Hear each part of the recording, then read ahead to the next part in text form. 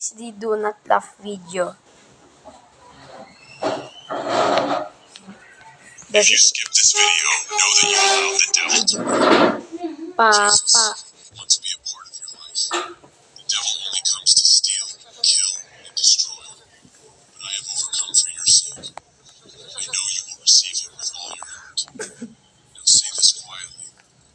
Come into my heart, Lord Jesus. I need you every day. Protect me from the devil and his evil Papa Protect Jesus. me and my family. If you believe and love Jesus, share this video to all your friends and family.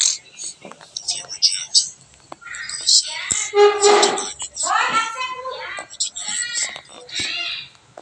In a few hours, you will receive unexpected miracle. I've done my part. Now it's your turn. If you believe, type Jesus is welcome and have faith.